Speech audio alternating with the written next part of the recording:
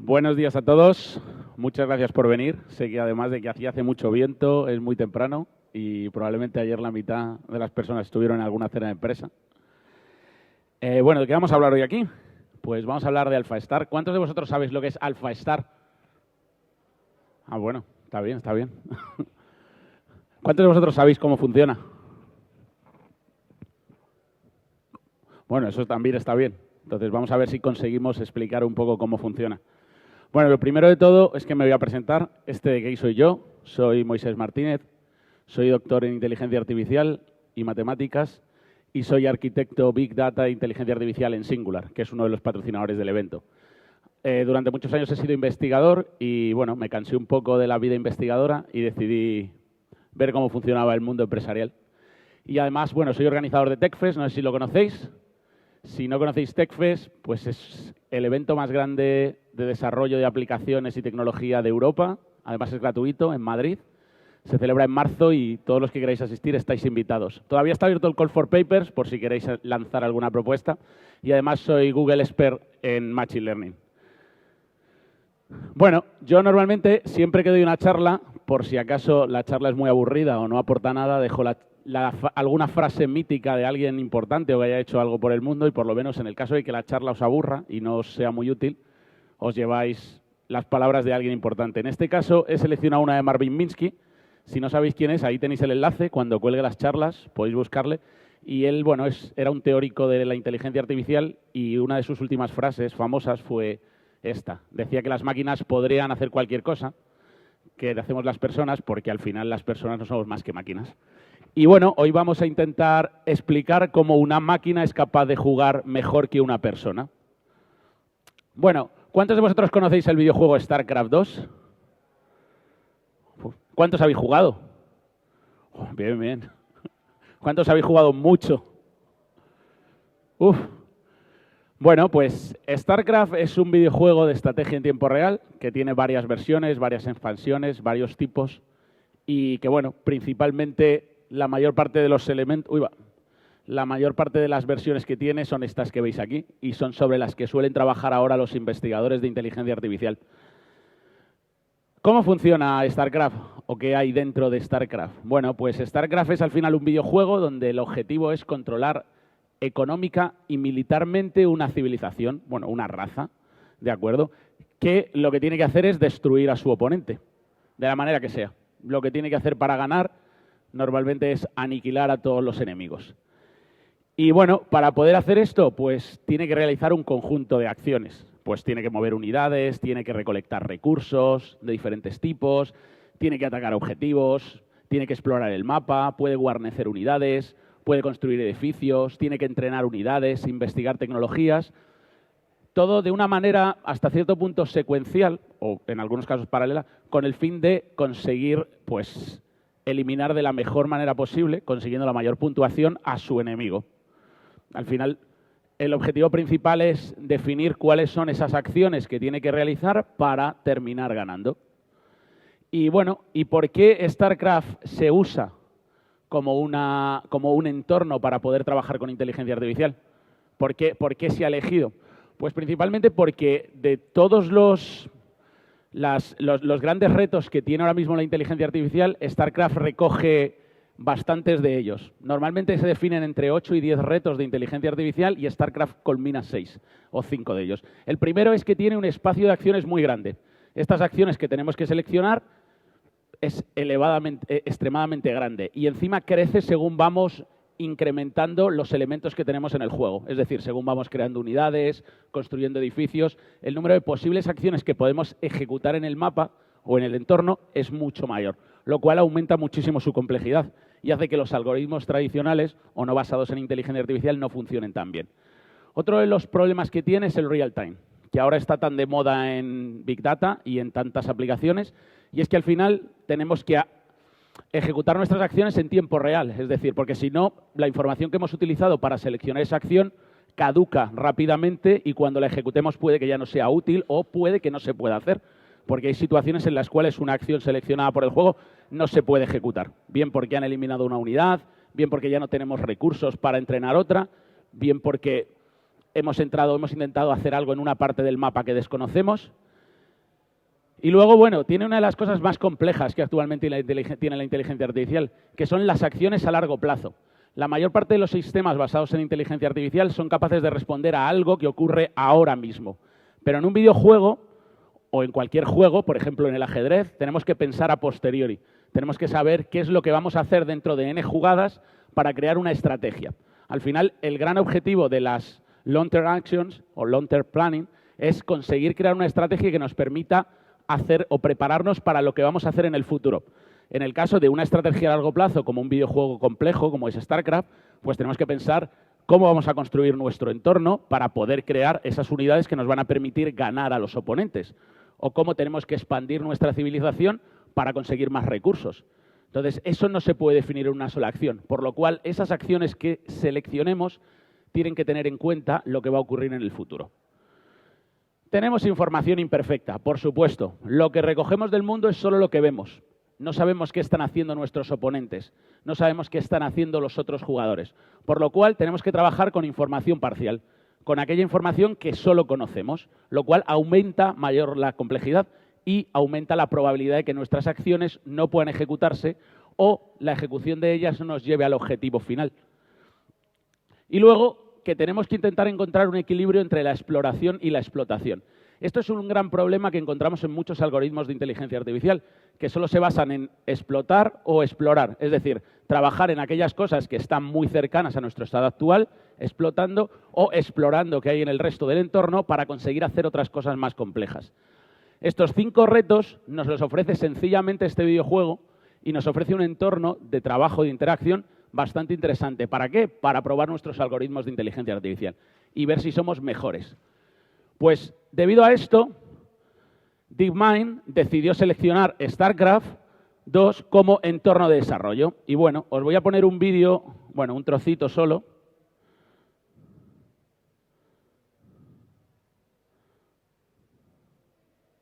Un trocito solo de lo que hace. Aquí podéis ver jugar a AlphaStar contra varios jugadores humanos. No con cualquier jugador humano, sino con los grandes maestros de StarCraft. Esa gente que vive y gana millones de dólares jugando al StarCraft. Es decir, StarCraft ha sido capaz de ganarlos a todos. Es más, hace 2 semanas y media aproximadamente fue capaz o se erigió como gran maestro de StarCraft y solo hay unos pocos en el mundo. Es decir, fue capaz de conseguir mejores resultados que un jugador humano. Pues cómo definir todo eso que estamos viendo en el jugador ahora mismo, en el vídeo, es lo que hace AlphaStar. ¿Y cómo funciona AlphaStar? ¿Qué lleva por debajo? ¿Qué hace por debajo? ¿Cuántos de vosotros sabéis lo que es el aprendizaje automático? ¿Cuántos lo utilizáis? Bueno, pues el aprendizaje automático es una subrama de la inteligencia artificial que se basa en eso, en construir modelos de aprendizaje, es decir, intenta aprender cosas. Y normalmente este área de la inteligencia artificial se divide en 3 ramas. La primera de ellas, la más sencilla, la que ahora está de moda y la que prácticamente casi todo el mundo está utilizando, es el aprendizaje supervisado. Y este aprendizaje se basa en 2 elementos clave. El primero son los ejemplos. A ver si consigo. Los ejemplos, que son esas instancias, esos elementos que representan nuestro entorno. Por ejemplo, si yo tengo que hacer un sistema que aprenda qué es un perro y qué es un gato, una imagen de perro es un ejemplo, ¿de acuerdo? Toda la información que contiene esa imagen de perro es un ejemplo. Y las clases. Las clases o etiquetas son aquello que nos indican cuál es el resultado de nuestro aprendizaje. Es decir, cuando utilicemos una imagen de un perro, o en este caso una imagen del mapa de StarCraft con una unidad de tipo trabajador, nos indicará que lo que hay es un trabajador. La clase será trabajador, o en el caso de los animales será perro, ¿de acuerdo? Es decir, nuestros algoritmos de aprendizaje supervisado utilizan un conjunto de elementos labelizados o clasificados, saben los elementos de la clase A y los elementos de la clase B, y construyen un modelo. Hacen un proceso de entrenamiento que, dependiendo del número de instancias o ejemplos que tengamos, tardará más o menos, y dependiendo del entorno en el que lo ejecutemos, tardará más o menos, y después nos construirá un modelo. Y ese modelo nos permitirá clasificar de nuevo, clasificar o aplicar una regresión, dependiendo del algoritmo que utilicemos, nos permitirá obtener un resultado en base a los ejemplos que hemos entrenado. La mayor parte de los sistemas de aprendizaje automático que hay ahora desplegados por el mundo se basan en aprendizaje supervisado, principalmente porque es el más sencillo y porque es el más fácil de utilizar. ¿Por qué? Porque los objetos están clasificados. Luego tenemos el aprendizaje no supervisado. Este es el gran olvidado, es el que menos se usa. ¿Por qué? Principalmente debido a su complejidad. En este caso, solo tenemos ejemplos y no sabemos cuáles son sus clases, por lo cual utilizamos algoritmos que intentan identificar relaciones en los atributos de los ejemplos. De esa manera, lo que intentan es que construyen de forma automática esas clases. Claro, esto tiene una mayor complejidad y muchas veces hace que los algoritmos nunca sean capaces de finalizar, porque están buscando continuamente clases, por lo cual deben ser configurados para que solo busquen un determinado número de clases. Estos algoritmos son los más cercanos a lo que podríamos decir inteligencia artificial, porque son capaces de hacer clases ellos mismos. Aquí lo único que hacemos es decirle a los algoritmos que busquen información que permite identificar cada una de esas clases. Y luego, por último, tenemos el aprendizaje por refuerzo, que es el que ahora está muy de moda. No solo porque StarCraft, sino porque en robótica y en otros tipos de modelos se utiliza mucho. ¿Y en qué se basa este aprendizaje? Bueno, pues es un poquito diferente a estos dos de aquí. De ahí su nombre, que no tiene mucha relación con los otros. Y este aprendizaje fue creado para intentar imitar un poco el modelo de aprendizaje que utilizábamos los humanos. Los humanos aprendemos por refuerzo, equivocándonos. No sé si alguno de vosotros os acordáis cómo aprendisteis a caminar. Probablemente no. Pues aprendisteis cayéndoos. Cada vez que os caíais, sentíais dolor. O vuestros músculos o vuestros huesos sentían algún tipo de entrada o algún tipo de evento que les indicaba que estaban haciendo algo mal. Y al final, después de X meses aprendiendo a andar, vuestros músculos, vuestros huesos, vuestro sistema locomotor se consiguió adaptar para minimizar la cantidad de energía que utilizaba al andar y minimizar el número de caídas y el número de golpes. Pues las máquinas intentan hacer algo parecido, aprenden por refuerzo. Y para hacer eso, los científicos o los investigadores tuvieron que cambiar la forma en la que trabajaban con la información. Crearon estados, ¿de acuerdo?, que representan el entorno. Por ejemplo, en el caso del videojuego StarCraft, el entorno del juego. Definieron las acciones, que son esas acciones que podemos aplicar, cómo movernos, cómo construir unidades, cómo construir edificios, qué hacer, y definieron algo que denominan el refuerzo, que se define mediante una función que nos dice cómo de buena una acción es al aplicarla en un determinado estado. De esa manera, cuando construimos nuestro modelo basado en aprendizaje por refuerzo, lo que hacemos es definir un sistema hasta cierto punto matemático que nos indica para un determinado estado cuál es la acción que mejor resultado nos va a dar, que nos va a ofrecer un mejor resultado. De esa manera, lo que hacemos es construir un sistema que va aprendiendo poco a poco, dependiendo de qué resultado obtiene al aplicar las acciones. Y bueno, teniendo en cuenta esto, el aprendizaje automático no es ni más ni menos que un conjunto de técnicas que nos permiten identificar patrones. Es decir, nos permiten asociar una serie de patrones a esas etiquetas o acciones que queremos aplicar o obtener cuando no las tenemos. Es decir, que realmente no hay mucha inteligencia artificial aquí, pero hay una gran potencia para la identificación de atributos o características similares, lo cual lo que nos permite es realmente aprender, pero aprender qué es lo mejor que podemos hacer en base a la información que tenemos. Es decir, el aprendizaje no va a crear conocimiento, va a utilizar el conocimiento disponible y en base a ese va a tomar decisiones. Si somos capaces de darles todo el conocimiento sobre un determinado tema, podríamos tal vez crear un clasificador o un regresor o un modelo de aprendizaje por refuerzo que se acercara a algo perfecto o mejor que el que tenemos los humanos. Bueno, pues después de esta pequeña introducción, lo importante es ver cómo funciona AlphaStar. Pues AlphaStar al final es un sistema, o más bien una arquitectura de aprendizaje, porque usa diferentes técnicas, diferentes sistemas. Principalmente utiliza dos tipos de modelos de aprendizaje. Aprendizaje supervisado y aprendizaje por refuerzo. ¿Y cómo funciona? Bueno, no sé si se ve bien, pero esto es un poco el ciclo de ejecución y entrenamiento que tiene AlphaStar. Este probablemente es nuestro estado del juego y esta es la información que recogemos. Recogemos tres grupos de información. La información de nuestras unidades, la información de las unidades del enemigo, una serie de información general del videojuego y luego un minimapa, la información del entorno.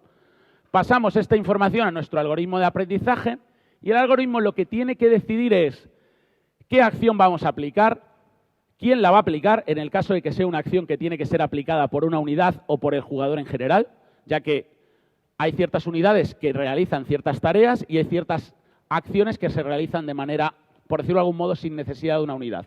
Por ejemplo, la construcción de un edificio necesita de un constructor, pero la actualización de una tecnología no necesita de un constructor, necesita de un edificio, por lo cual no es una acción que implique una interacción con el entorno.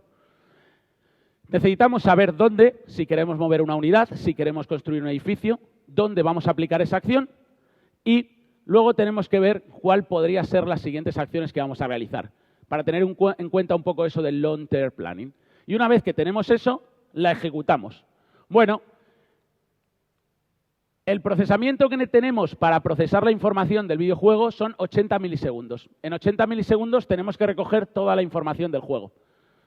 Para procesar la información en tiempo real, para procesarla, lo que tenemos son 30 milisegundos, es decir, para generar nuestra salida. Y al final, lo que podemos hacer o lo que puede hacer el videojuego es ejecutar un máximo de 22 acciones cada 5 segundos. Eso es el máximo, en el mejor caso. Normalmente no llega, a no ser de que ya esté ganando en la fase final. Pero, si os lo preguntáis, ¿un humano es capaz de generar 22 acciones en 5 segundos? ¿Cuántas acciones creéis que podéis generar en el StarCraft en 5 segundos? Bueno, un jugador normal, medio, probablemente una. Un gran maestro de StarCraft, que utiliza unas 26 teclas del teclado para hacer sus atajos, probablemente unas 10, 12. Es bastante más rápido. Y luego veremos cómo de rápido puede llegar a ser. Vale, pero ¿cómo funciona por dentro, de verdad, AlphaStar? Ya hemos dicho que la información que tenemos son el entorno, que es nuestro minimapa, la información general, que son los elementos básicos del videojuego, y las unidades, tanto las nuestras como las de nuestros oponentes. Pues, como salida, tenemos una función, que es la función que vamos a ejecutar, esa acción, y sus argumentos. Es decir, cada acción tiene un conjunto de parámetros que deben definirse.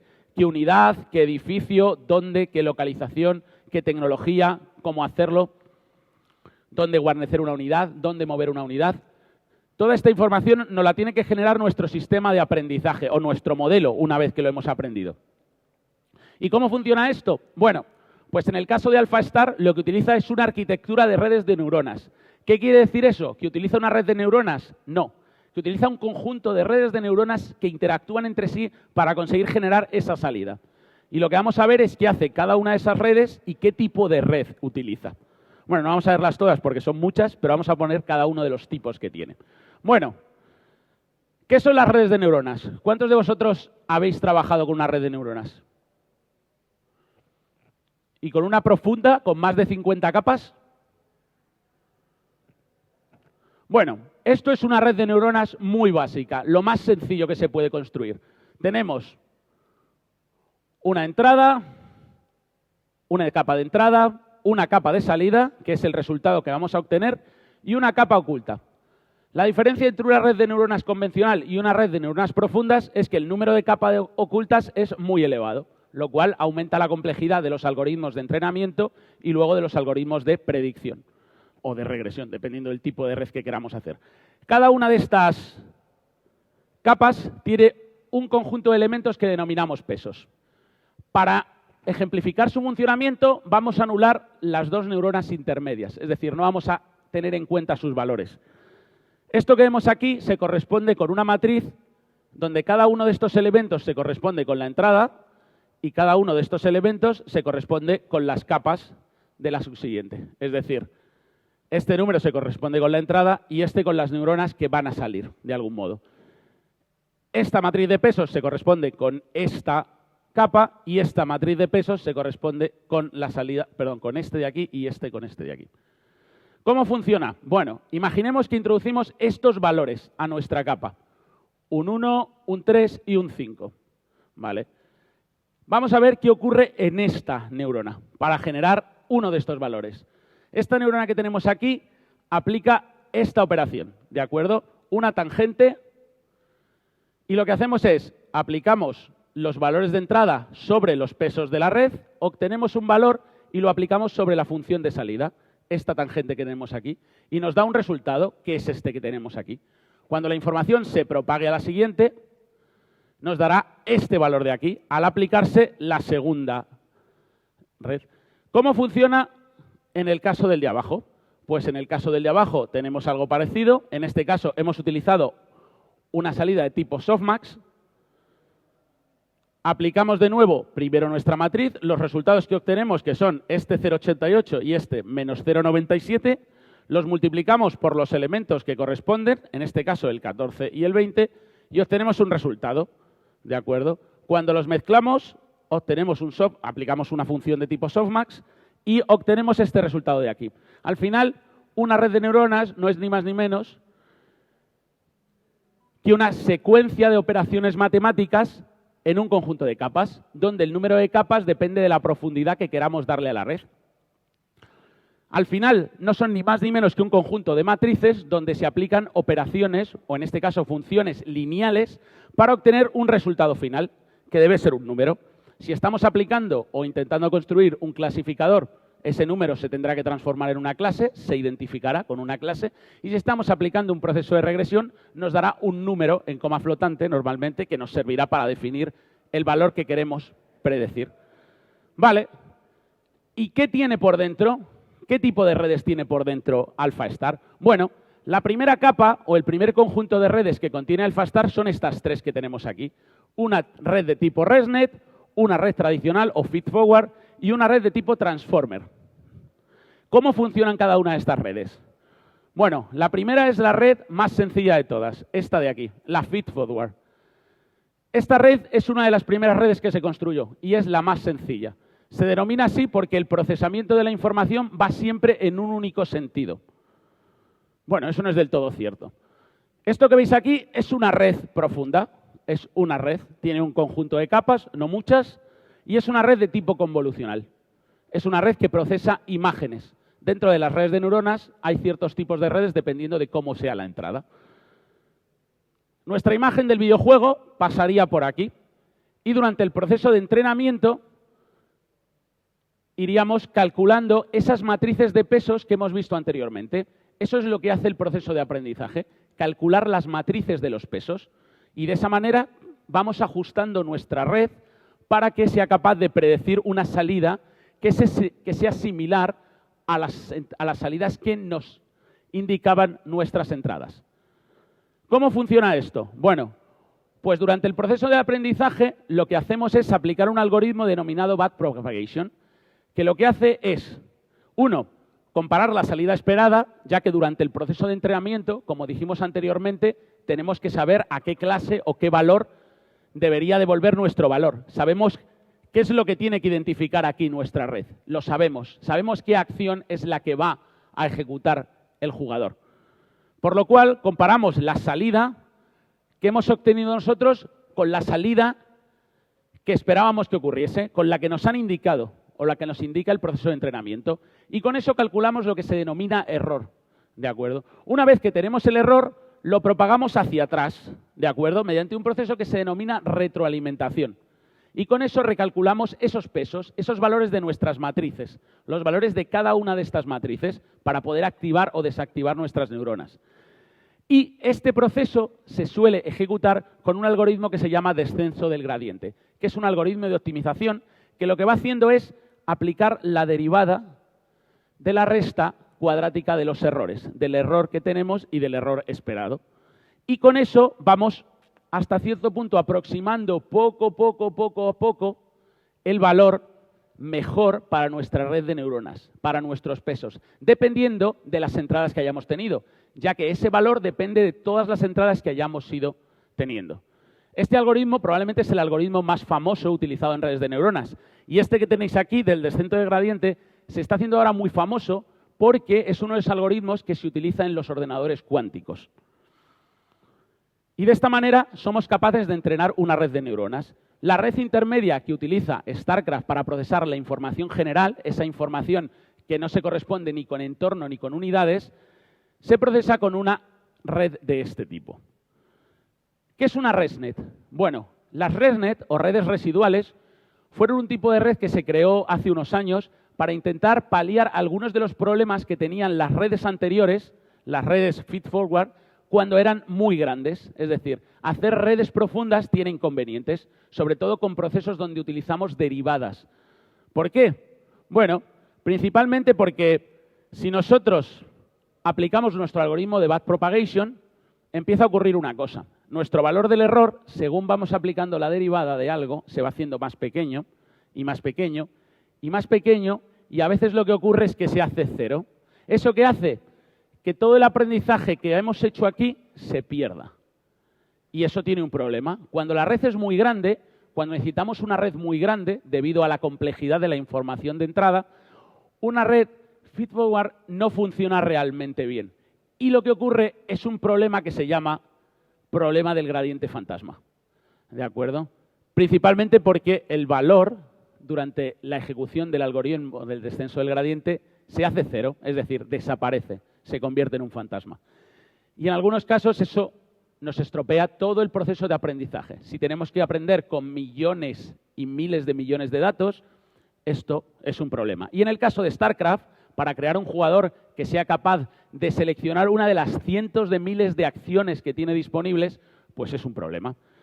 ¿Cómo se reparó este problema? Bueno, pues alguien decidió generar saltos entre las capas, saltos entre 2 y 3 capas, ¿de acuerdo? Para intentar tener algún tipo de refuerzo mayor con esta información y que cuando se aplicaba el backpropagation hacia atrás, también en estos enlaces, la pérdida fuera menor porque el número de saltos o el número de derivadas que había que aplicarse para llegar al inicio de la red era muchísimo menor. De esta manera se resolvió ese problema y además se creó un tipo de red que era capaz de predecir o construir modelos mucho más eficientes en situaciones en las cuales la información era muy compleja. Es decir, cuando estamos trabajando con imágenes de altísima resolución o con muchísima información y tenemos un montón de capas para extraer mucha información, este tipo de redes funcionaba mucho mejor. Y claro, esto no era suficiente, necesitaban más cosas, seguían encontrándose problemas. La tecnología no les ofrecía todo lo necesario para construir un jugador que jugara en un juego en tiempo real con acciones complejas. Y el equipo de Google decidió crear un nuevo tipo de red que denominó Transformer. Claro, todo el mundo lo primero que piensa es que es algo como esto. Bueno, la red Transformer es un poco diferente. Las redes de tipo Transformer o transformadores son redes que mezclan dos tipos de redes, los codificadores o autoencoders y los decodificadores, ¿de acuerdo? ¿Para qué sirven estas redes? Bueno, realmente sirven para minimizar o eliminar ruido. Cuando nosotros estamos trabajando en un entorno muy complejo con información parcial, hay muchísima información que es ruido, que no nos importa, que no nos aporta, que no sirve para nada. Que a la hora de decidir si nos movemos a una determinada localización del mapa o no, el ruido lo único que puede hacer es que elijamos incorrectamente. Pues para hacer eso se decidió usar este tipo de estructuras. Pero además se encontraron otro problema, que ahora es muy común, sobre todo, no solo en videojuegos, sino en sistemas o entornos en los cuales tenemos que procesar información médica, y es la alta dimensionalidad. La alta dimensionalidad es un gran problema. Tenemos volúmenes de datos muy grandes con muchísimos atributos. En el caso del juego hay una situación en la que se da esto, y es en el caso de las unidades. Tenemos un montón de unidades, cada una de ellas tiene un montón de propiedades, el estado, las cosas que puede realizar, la salud, la cantidad de energía, la localización, si está cerca o no de otras unidades, si acaba de luchar, si no acaba de luchar. El número de atributos que va a tener cada unidad es extremadamente elevado. Y ese problema lo tenían que resolver a la hora de seleccionar las unidades que querían utilizar para ejecutar una acción. Por lo cual, tenían que reducir la dimensionalidad. Y las técnicas que se usaban para reducir dimensionalidad, como los PCA y demás, no aportaban de verdad un gran resultado. Por lo cual, decidieron hacer esto. Pero, a pesar de todo, de acuerdo, no terminaba de funcionar. ¿Por qué? Porque los encoders, en el caso de un videojuego como StarCraft, que es un juego en tiempo real, necesitaban información en tiempo real. Y a veces la información no podía ser completa. Era parcial. Lo cual hacía que el codificador o el encoder y el decoder no funcionara de manera correcta. ¿Qué hicieron para resolver esto? Bueno, pues se inventaron una cosa que denominaron mecanismo de atención, que es algo así como una variación de este tipo de redes que permitía al sistema focalizarse en un determinado conjunto de información y mejorar esa disminución de dimensionalidad eliminando el ruido y eliminando también la información extra que no era útil. ¿Y cómo funcionaba esta red? Bueno, pues esto que veis aquí es el sistema de atención que desarrolló el equipo de Google y de DeepMind. Es bastante complejo y utiliza algo que se denomina multi-head attention, ¿vale? Los multi-head attention, aquí lo vemos un poquito más grande, son un tipo de transformaciones que nos permiten seleccionar solo cierta información útil, ¿de acuerdo? De manera que simplificamos la información que vamos a utilizar. Y en el caso del decoder hacemos algo parecido. Lo que pasa es que aquí hacemos algo más para intentar eliminar ruido, eliminar información que no nos aporta, añadimos más capas. Y de esta manera somos capaces, o bueno, fueron capaces de crear un sistema que, dado un montón de atributos referentes a cada una de las unidades del usuario y del resto de jugadores, porque según se va descubriendo el mapa, había más jugadores que tenían más información de acciones, eran capaces de sintetizar esa información, minimizarla y poder tomar decisiones con ella. Bien, hasta aquí la primera capa, las 3 primeras redes, pero hay más. Después de estas 3 redes, para la parte del transformer, esta parte que hemos visto ahora, que trabaja con las unidades, utilizan un sistema de unit embedding.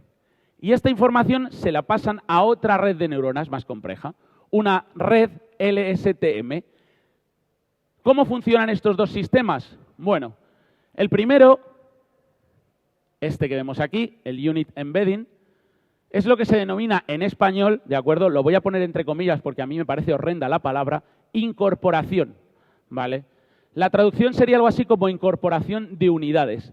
¿Y qué hace esto? Bueno, pues imaginaros que tenéis una situación como esta de aquí, donde tenéis un montón de información de unidades. Cada uno de estos puntitos son unidades, ¿de acuerdo? La incorporación lo que hace es definir un espacio de dimensiones mucho más pequeño, muchísimo más pequeño, que se puede trasladar, que viene o que se obtiene de un conjunto de un vector de dimensiones muy grande. A pesar de utilizar un transformer, las dimensiones o la cantidad de información, las dimensiones en Machine Learning son los atributos de cada uno de nuestros ejemplos de entrenamiento. Por lo cual, los problemas los que tenemos alta dimensionalidad son aquellos que tienen muchísimos atributos. A pesar de que en este caso teníamos un transformer que nos minimizaba esa información, seguía habiendo problemas. Había aquí un problema de un número elevadísimo de unidades y de información de las unidades. Por lo cual, era necesario aplicar otras técnicas para simplificarlo todavía un poco más, afinar un poco más el algoritmo.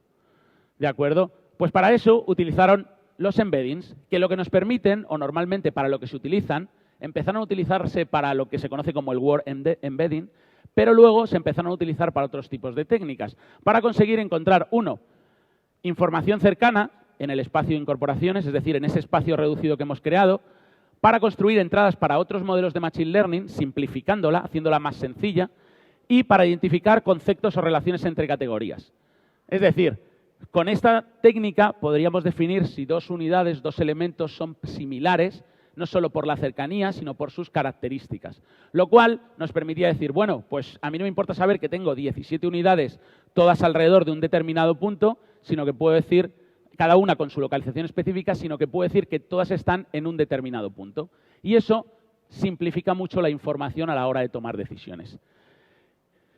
¿Pero cómo funciona realmente esto? Bueno, pues de nuevo es otro tipo de red de neuronas. Lo que se aplica es algo parecido a una red chiquitita. En este caso tenemos la información sobre las unidades del jugador. Podemos incluir, si queremos, otros atributos, otro tipo de información. Y lo pasamos por una serie de capas diferentes, hasta que lo transformamos en muchas menos. Y al final de nuestra red lo seleccionamos o lo relacionamos, en este caso, con el tipo de unidades. En el juego StarCraft, cada civilización tiene aproximadamente unas 12 o 14 unidades con todos sus niveles de evolución. Cada una de ellas es diferente, por lo cual cada una es un tipo. Es decir, eso aumenta mucho la complejidad.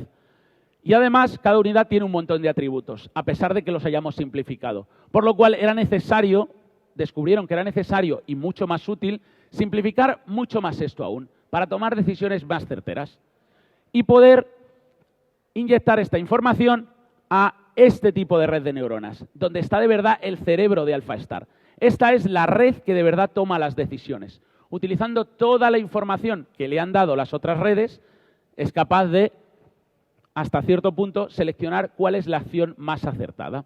¿Y cómo funcionan las Long Short Term Memory? Bueno, pues este tipo de red son las redes que nos permiten planificar a largo plazo. Y son las famosas redes de neuronas recurrentes. Esto que veis aquí es una red de neuronas recurrente.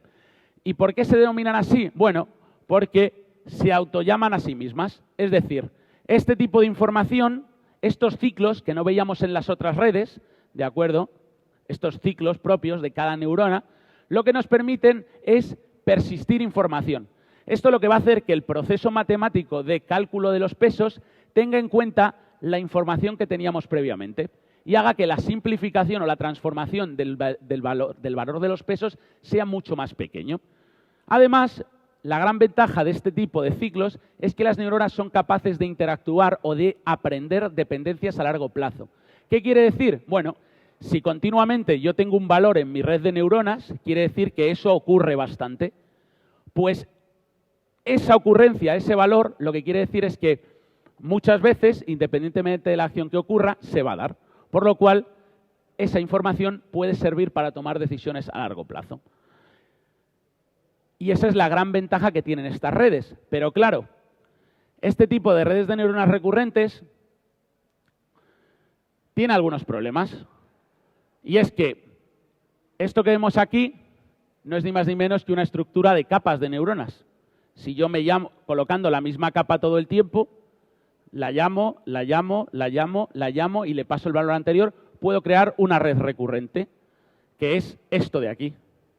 Esto es una red normal, una red estándar, con una salvedad, y es que a cada una de las capas o a cada uno de los elementos le voy a dar una secuencia o un frame de información, de manera que voy a construir una secuencia de acciones o una secuencia de estados. ¿Esto qué es lo que nos permite? Exactamente crear el procesamiento o la toma de decisiones a largo plazo. Si sabemos lo que pasa en los n instantes de tiempo actuales, vamos a poder tomar una decisión a futuro. De esa manera, lo que hace nuestra red, si hacemos que se retroalimente, es que está teniendo en cuenta una secuencia de pasos que van a ocurrir en el futuro, lo que nos permite planificar a largo plazo. ¿Y qué problema tienen estas redes? Bueno, estas redes tienen un problema añadido. Su problema del gradiente fantasma, el que tenían las anteriores redes, ahora, además de ir a cero, puede explotar debido a la recurrencia que tienen las neuronas. Es decir, el aprendizaje puede destruirse o puede explotar, lo que implica que nuestro aprendizaje tampoco nos aportará nada. Nos aportará datos falsos. No habrá desaprendido, pero tampoco habrá aprendido lo correcto. Por lo cual, es necesario tener mucho cuidado a la hora de construir este tipo de redes. ¿Y cómo funcionan? Bueno, pues si veis, esto es una red recurrente estándar, lo que se conoce como una red básica de tipo recurrente, que tiene una operación de tangente. ¿De acuerdo? Aquí tenemos nuestra salida, tenemos nuestra entrada, tenemos cada una de nuestras acciones y lo que hacemos es ejecutar esta operación. Pero como veíamos en las anteriores, esta retroalimentación no la teníamos y es lo que nos aporta este tipo de red.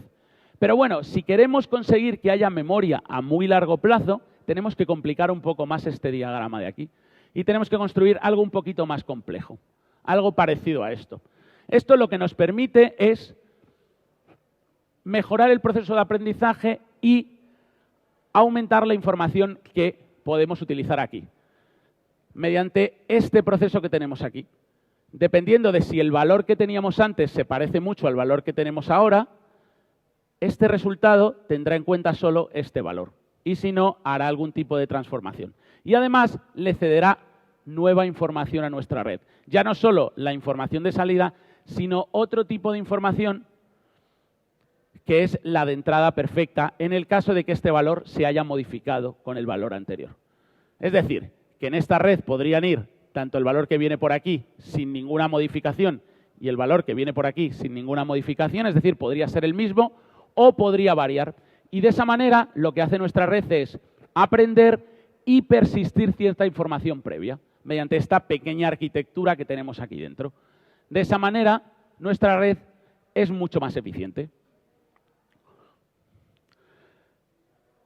Esta arquitectura que tenemos aquí lo que nos permite es exactamente eso, eliminar información a largo plazo o añadirla, dependiendo exactamente de este trocito de aquí y de este trocito de aquí, que hará que la salida por encima y por abajo varíe o sea exactamente igual.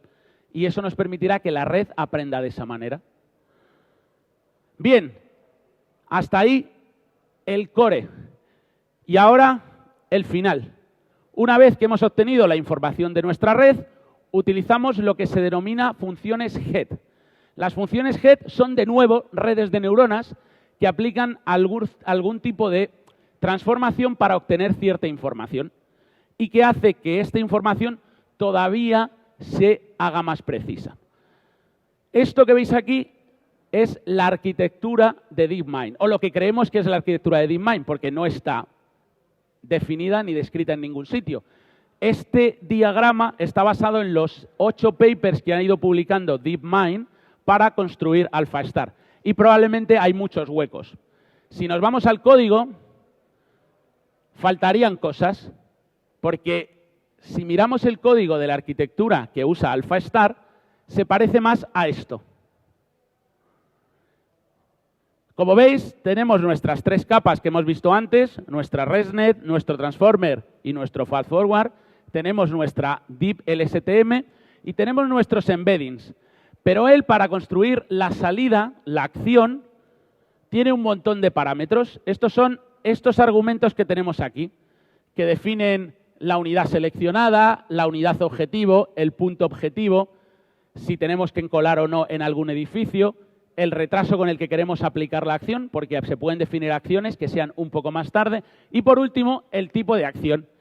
Y más o menos, esta sería la arquitectura, y lo voy a decir entre comillas, real que tendría por debajo AlphaStar para poder jugar y ganar a cualquier usuario humano. Perfecto, hasta aquí hemos visto cómo se ha diseñado la arquitectura, sabemos cómo funciona, qué lleva por dentro, y ahora cómo la hacemos aprender.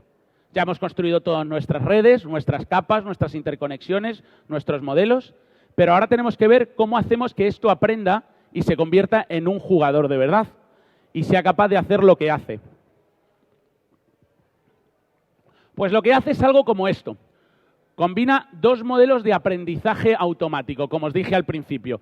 Una parte de aprendizaje supervisado, donde AlphaStar tiene un conjunto de jugadores y juega contra un montón de humanos. Para conseguir hacer esa parte de aprendizaje supervisado, Google, DeepMind, en colaboración con Blizzard, la compañía creadora de StarCraft, utilizaron la información de todas las partidas que se jugaban en Battle.net, que es el sistema online que tenía Blizzard para jugar a StarCraft. Y con esa información crearon una pequeña liga, donde empezaron a hacer jugar a AlphaStar de manera supervisada. De esa forma, lo que empezaron a construir es un agente que era capaz de jugar bastante bien. Y cuando ya consiguieron que la gente funcionara muy bien, comenzaron un proceso de aprendizaje por refuerzo, donde hacían competiciones entre un jugador y un oponente. Y el oponente podía ser un jugador humano que jugaba en tiempo real, un maestro de juego, o otro jugador automático construido mediante AlphaStar que haya conseguido una buena performance. Y lo que hacían era empezar a entrenar en un proceso muy tedioso y muy complejo este proceso. ¿Y cómo funciona? Bueno, pues la liga, como hemos visto, tenía un conjunto de agentes. Los que veis en verde son los jugadores de AlphaStar y los que veis en azul son los jugadores humanos, los oponentes. ¿De acuerdo? Los agentes de AlphaStar utilizaban un algoritmo de aprendizaje por refuerzo de actualización de política para la mejora o el cálculo de los hiperparámetros, y los competidores, los humanos, utilizaban una política pasiva, es decir, no hacían aprendizaje, ponían a un jugador a jugar o ejecutaban la secuencia de acciones que había ejecutado un jugador en una determinada partida. Luego, como os he comentado, cada agente juega un conjunto de juegos. contra otros agentes automáticos contra competidores humanos. Esto lo que permitía es dos cosas. Uno, garantizar el rendimiento sólido del sistema de aprendizaje, es decir, jugaba contra un número muy elevado de estrategias, no solo estrategias automáticas que inicialmente eran muy eficientes, sino como contra estrategias humanas que normalmente a priori parecen extremadamente ineficientes, pero que terminan ganando por motivos que inicialmente desconocían, y luego porque había una gran diversidad en la liga de jugadores. Había tanto jugadores que aprendían automáticamente muy buenos y muy malos, y había jugadores humanos muy buenos o extremadamente buenos, lo cual hacía que la población, la diversidad dentro de la liga para aprender era muy elevada. Y luego, otra de las cosas que observaron que era muy útil es que convertir a los agentes que iban aprendiendo en nuevos competidores también era muy útil. Inicialmente solo jugaban contra jugadores humanos y observaron que había situaciones en las que había técnicas que no eran capaces de aprender, por lo cual decidieron incluir también a los agentes autónomos que iban obteniendo una buena performance en la liga como competidores para los que estaban aprendiendo. Y bueno, aquí podéis ver cuál fue la evolución del proceso de aprendizaje. Aquí es donde estaba AlphaStar, y estos que veis aquí son dos de los mejores jugadores humanos que existen actualmente. Estas son las diferentes ligas que tiene StarCraft, y bueno, él empezó jugando bastante mal y fue evolucionando hasta quedar por encima de donde estaban estos dos jugadores humanos, convirtiéndose en algo denominado Gran Maestro. ¿Cómo consiguieron hacer ese aprendizaje?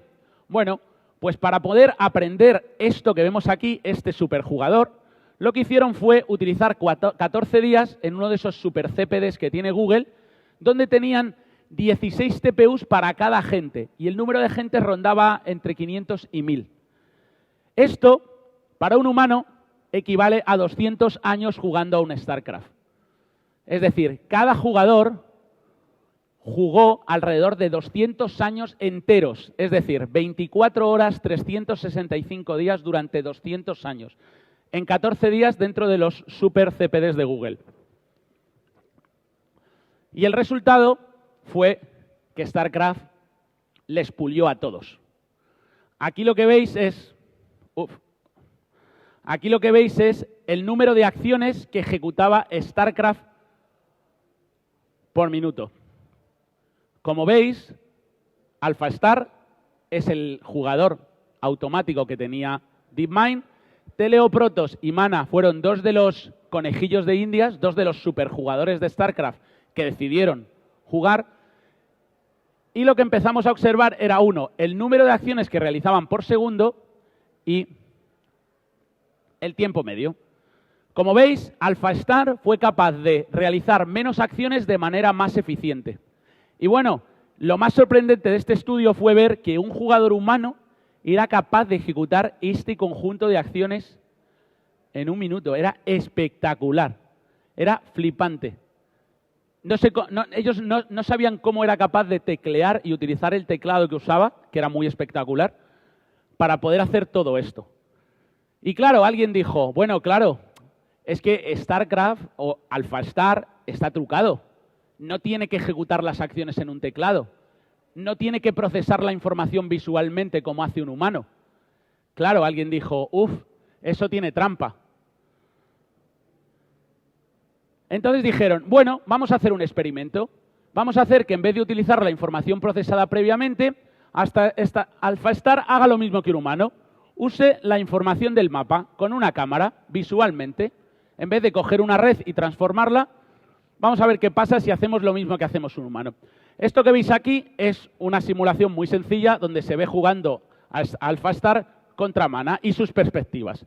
Y esto es lo que hace hasta cierto punto el modelo que construyeron. Cogía la información del entorno de manera visual, aplicaba un conjunto de redes de neuronas, como hemos visto anteriormente, para obtenerlo todo, seleccionaba la localización y ejecutaba una determinada acción. Y claro, la sorpresa fue, vaya, si utilizamos la información de la cámara, somos un poquito peores que nosotros mismos, pero seguimos siendo extremadamente mejores que los jugadores humanos. Es decir, de repente el concepto de que el juego hacía trampas porque usaba información procesada desapareció.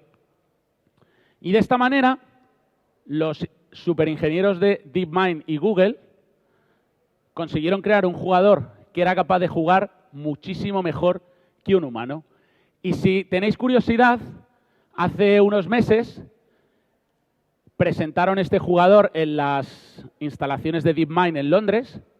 Yo tuve la suerte de estar, fue muy interesante. Y aquí veis un poquito cuál fue la historia. Es un vídeo muy largo, de unos 8 minutos, no lo voy a poner porque no hay tiempo, pero podéis ver un poco la historia y las caras de sorpresa de los maestros de StarCraft cuando vieron cómo eran derrotados de manera extremadamente eficiente por un jugador automático. Y bueno, hasta aquí todo lo que yo quería contar. Lo último que quería daros es ofreceros una invitación a TechFest, que se celebrará el 12, el 13 y el 14 de marzo en Madrid. Y me encantaría que todos los que quisieseis aprender y pudieseis, fuerais para allí. Y también os invito a que lancéis alguna propuesta sobre todo lo que hacéis aquí en Málaga, que es muy espectacular y probablemente sea muy bueno para las comunidades de la zona centro del país. Así que si queréis y estáis interesados, os invito a que lancéis una propuesta. Hoy es el último día, hoy o mañana, no lo tengo claro, pero hoy sigue abierto.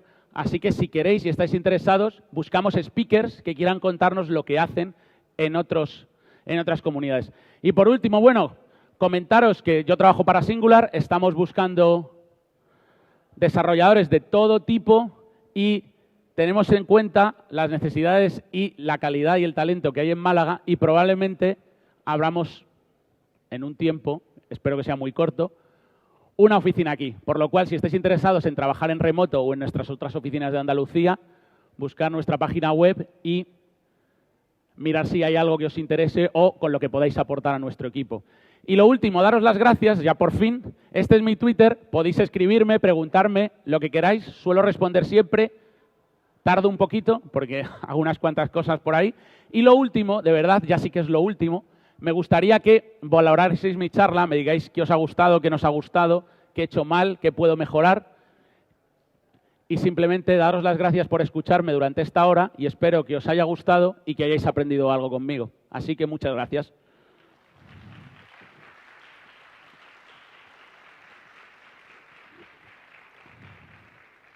No sé si alguien tiene una pregunta o quiere preguntar algo. ¿Hay un micrófono o algo por aquí? Ah, mira, sí.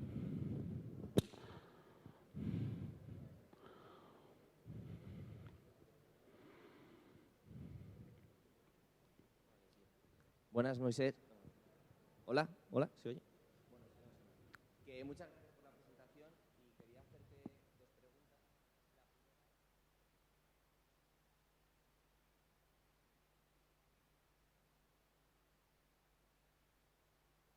Como elemento de salida. Es decir, ¿con qué se calculaba la pérdida?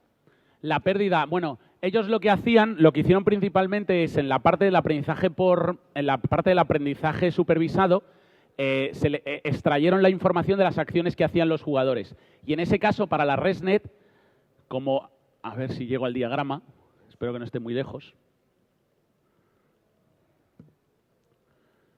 Esta que tienes aquí, que es la, ahí va, a ver, esta que tienes aquí, que es la ResNet, ¿vale? Lo que obtenían era la información de el entorno que habían generado, que era el número de minerales, el número de gas, el vespeno que habían extraído, cuál era lo que esperaba, lo que había mejorado el jugador anterior. Es decir, todas lo que eran las salidas de estos tres elementos, en toda la parte supervisada, lo que obtenían era información de las acciones que tenían de las jugadas ya grabadas, ¿vale? Y en el caso del aprendizaje por refuerzo, habían aplicado una serie de funciones en esta parte, no en esta. Todo esto se entrenaba de manera supervisada y el ajuste de los hiperparámetros del conjunto completo se utilizaba por refuerzo.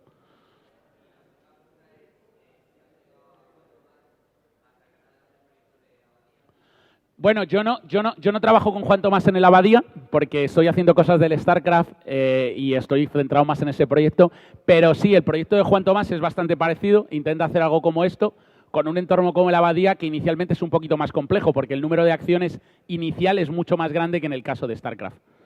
Y no, pero sí, cuando se sienta al lado mío, enfrente mía exactamente, entonces siempre tenemos conversaciones de cosas que hace Yo siempre intento ver cómo le puedo ayudar, igual que él a mí.